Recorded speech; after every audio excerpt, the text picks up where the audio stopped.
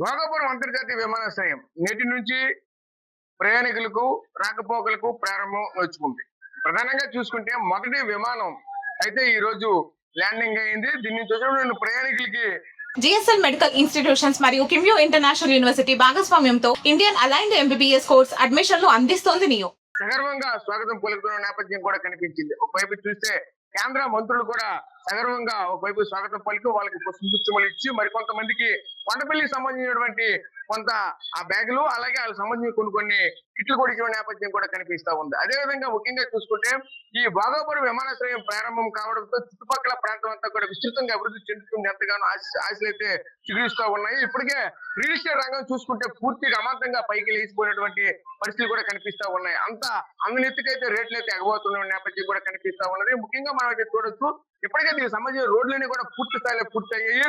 ఇక్కడి నుంచే ఎగుమతులు దిగుమతులకి అన్ని విధాలుగా పూర్తి స్థాయిలో ఏర్పాట్లు అయితే చేస్తా ఉన్నారు. ముఖ్యంగా చూడాలంటే ఇక్కడ నుంచి ఏదైనా సరే సరుకు ఇక్కడ ఈ ప్రాంతంలో ఉన్నటువంటి పంటలకైతేనేమి రైతులకైతేనేమి అందరికి కూడా సౌకర్యవంతమైనటువంటి ఒక ప్రాంతంగా నేనైతే ఈ రోజు చిత్రీకరిస్తున్న నేపథ్యం కూడా కనిపిస్తున్నది. ముఖ్యంగా చూసుకుంటే ఈ రోజు భోగాపురం అంతర్జాతీయ విమానాశ్రయం మొదటి రోజే 31 విమాన సర్వీసులు ఇక్కడ నుంచి ప్రారంభం కానున్నాయి అంటూ మరొకవైపు అయితే అధికారులు అయితే చెప్పుకొస్తున్న నేపథ్యం కూడా కనిపిస్తా ఉన్నది. ముఖ్యంగా అయితే చూడొచ్చు, మరొకవైపు ఈ ప్రాంతవాసులే కాకుండా ఈ ఉత్తరాంధ్ర ప్రజలంతా కూడా ఈ రోజు నుంచి విస్తృత సేవలు కూడా అందిస్తున్న నేపథ్యం కూడా కనిపిస్తా ఉన్నది. దీనికి సంబంధించి కూడా విశాఖపట్నం నుంచి కనుక చూస్తూ ఉంటే అక్కడ గాజువాక్ లో బయలుదేరినటువంటి ఎలక్ట్రికల్ బస్సులు అయితే ఇక్కడ చేరుకున్న సమయంలో కూడా భారీగా అందరూ కూడా ఒక ఆనందంగా ఉందంటే కూడా చెప్పుకొస్తున్న పరిస్థితి కూడా కనిపి. ఎందుకంటే అక్కడి నుంచి వస్తూ ఉంటే ఏసీలో లగ్జరీలో వస్తున్న నేపథ్యం అయితే అక్కడి నుంచి వచ్చేసరికి అయితే ఒకటే చెప్తూ ఉన్నారు. కానీ ఆ వచ్చిన టికెట్ కాస్ట్ కూడా ఎక్కువగా ఉందంటూ కూడా చెప్తూ ఉన్నారు. ఎందుకంటే గాజువాక నుంచి ఎయిర్పోర్ట్ వచ్చే వరకు అయితే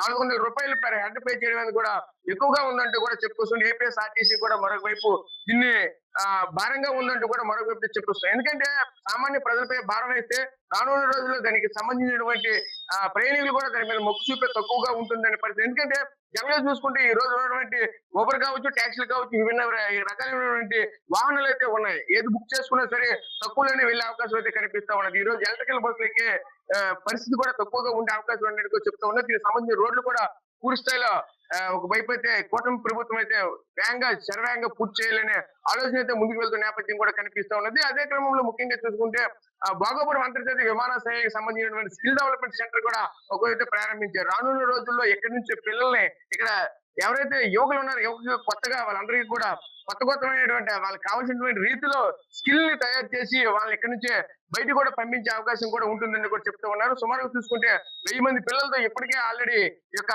స్కిల్ డెవలప్మెంట్ సెంటర్ కూడా ప్రారంభమైన పరిస్థితులు కనిపించాయి. ప్రస్తుతం చూసుకుంటే ఇక్కడికి దీనిపైన ఇప్పటికే కేంద్ర పౌర విమానయాన శాఖ మంత్రి కూడా దీనిపైన హర్షధ్వనులు కూడా వ్యక్తం చేసిన పరిస్థితి కనిపిస్తుంది. వచ్చినటువంటి విమానాన్ని కూడా పూర్తిగా చూస్తూ ఉంటే ఒకవైపు పూలతో స్వాగతం పలుకుతూ ఒకవైపు వాటర్ తో చిమ్ముతూ అంటే ఈ విధంగా ఒకవైపు చూస్తూ ఉంటే కంటిన్యూగా ఒక జానపద గేయాలు అదే విధంగా అక్కడ ఉన్నటువంటి ఒక రకంగా చెప్పాలంటే ఉత్తరాంధ్రకు సంబంధించిన పలు రకాలైనటువంటి ఒక నృత్యాలతో పలు రకాల విభిన్న సంస్కృతులతో ఈ రోజు ఘనస్వాగతం పలికిన నేపథ్యం కూడా కనిపించింది. ప్రస్తుతం ఇది ఈ రోజు నుంచి అయితే పూర్తి స్థాయిలో భోగాపురం అంతర్జాతీయ విమానాశ్రయం సర్వీసులు అయితే కంటిన్యూ అవుతున్నాయి. ఇది ప్రస్తుతం తాజా పరిస్థితి. కెమెరా పర్సన్ నాయుడు రాజు, సాక్షి టీవీ, విజయనగరం జిల్లా నుంచి.